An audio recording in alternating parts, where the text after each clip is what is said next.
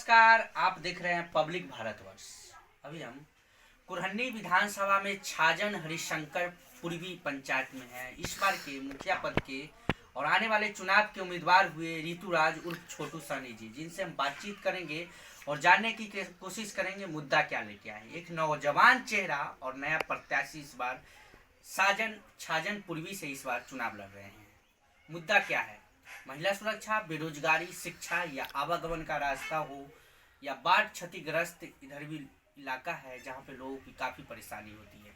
5 साल का कार्यकाल कैसा रहा मुखिया का, ये भी जानेंगे और साथ में जानेंगे कि मुद्दा क्या है। सबसे पहले रितु जी जानने की कोशिश करते हैं। लोगों से मिल रहे हैं, काफ़ी दिनों से लोग से मिल रहे हैं, काफ़ी चर्चा भी है, हमने भी पता किया है लोगों के बीच कि आप जीत रहे हैं। कारण क्या है जो लोगों से इतना मिल रहे हैं और परेशानी क्या है?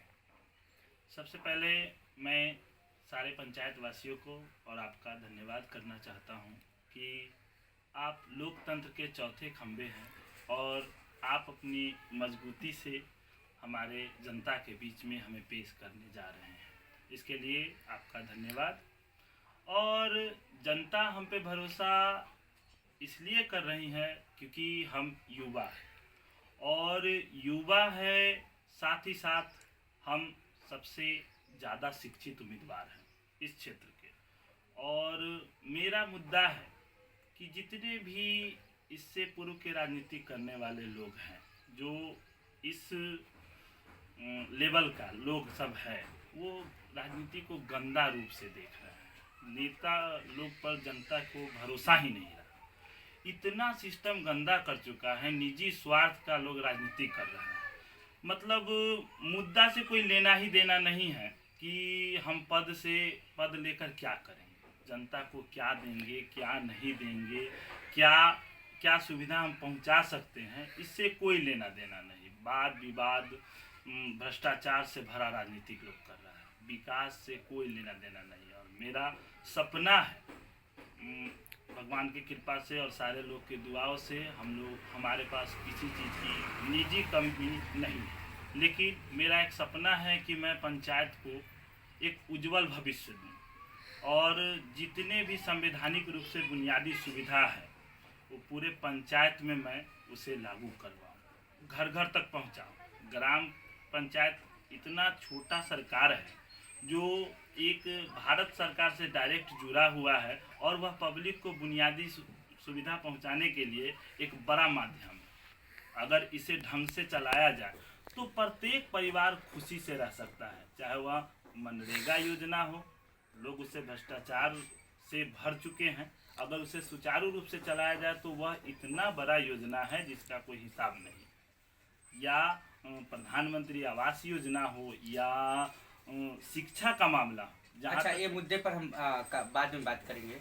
आपने स्टार्टिंग में बोला कि अच्छे से काम किया जाए तो कहीं ना कहीं पंचायत में लोग भूखे नहीं रह सकते हैं।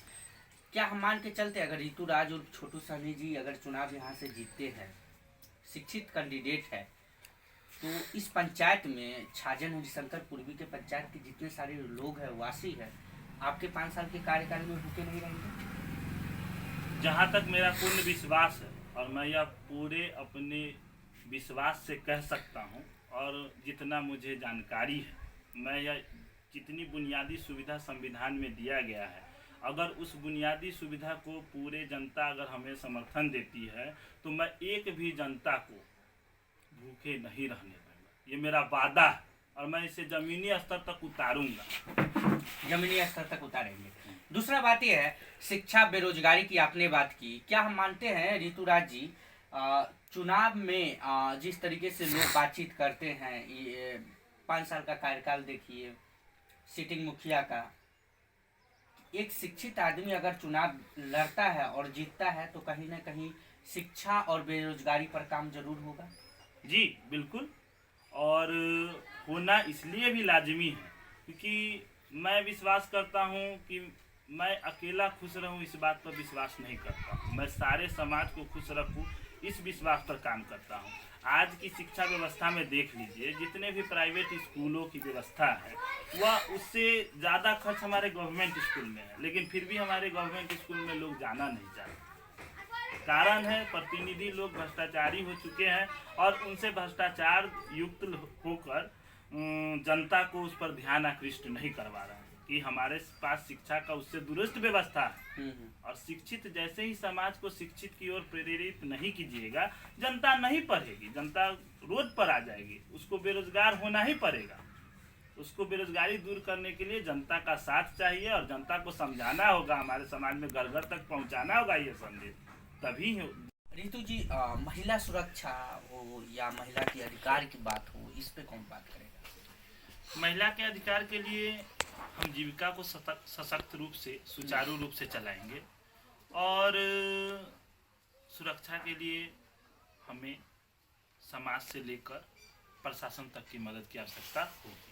मैं खुद इसमें तत्पर रहूँगा और एक निगरानी समिति रहेगी हमारे पंचायत में, जो प्रत्येक वार्ड में 5-5 लोगों की समिति बनाई जाएगी और प्रत्येक वार्ड को सुरक्षित रखने के लिए वह 5 लोग तत्पर रहेंगे। 5 साल का सिटिंग मुखिया का 5 साल का कार्यकाल आप किस नजरिए से देखते हैं? देखिए, वो केवल कुर्सी पर बैठे हुए थे। मैंने पहले भी कहा है कि पुराने राजनीतिकर्ताओं ने जनता का विश्वास जो है लूट लिया। कोई जनता विश्वास नहीं कर रही है उनके कार्यकाल से। देखिएगा, नल जल योजना इतना फेलियोर है जिसका कोई हिसाब नहीं। मतलब आज से वो 15 साल से मुखिया है, अभी तक लगभग 20% लोग ऐसे हैं जिनको राशन कार्ड की सुविधाएं नहीं, और आज भी 25 से 30% लोग हैं जिनको पेंशन नहीं मिल रहा है, वृद्धा पेंशन हो या विधवा पेंशन। भ्रष्टाचारी दलाली कितनी है? लगभग 90% से ऊपर। 10% काम वैसे बिचौलियों के हो रहे हैं जो दबंग है। बस यही तो है पंचायत की स्थिति। क्या हम मान सकते हैं ऋतुराज और छोटू सनी अगर यहाँ छाजन हरिशंकर पूर्वी से चुनाव जीत कर आते हैं, तो क्या हम हमारे कैमरा के सामने बोल सकते हैं चैनल पे कि 5 साल की जो आपका कार्यकाल रहेगा उसमें सुरक्षित महसूस करेंगे यहाँ के लोग? जी बिल्कुल, 100%। और इतना सुरक्षित रहेंगे ना। मेरा अभी राजनीतिक भविष्य लगभग 50 साल का है। मैं 50 साल राजनीति करने जा रहा हूँ। आगे के भविष्य मैं कोई भी ऐसा काम नहीं करूँगा जिससे मेरे ऊपर जनता का अविश्वास महसूस हो, दाग लगे, कोई दाग नहीं लगे, कोई लांछन नहीं लगे। मुझे भविष्य मन में क्या ख्याल आया कि आप चुनाव में आ गए?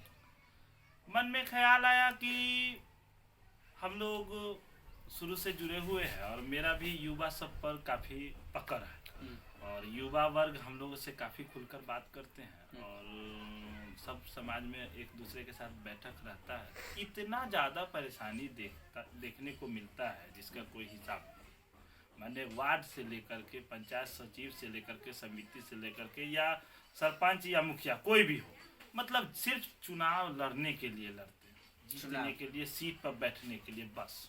कोई लेना देना नहीं। इसी सब परेशानी को लेकर इतना ज़्यादा परेशानी। अब मेरे पास कुछ है ही नहीं, मैं पावर में ही नहीं हूँ।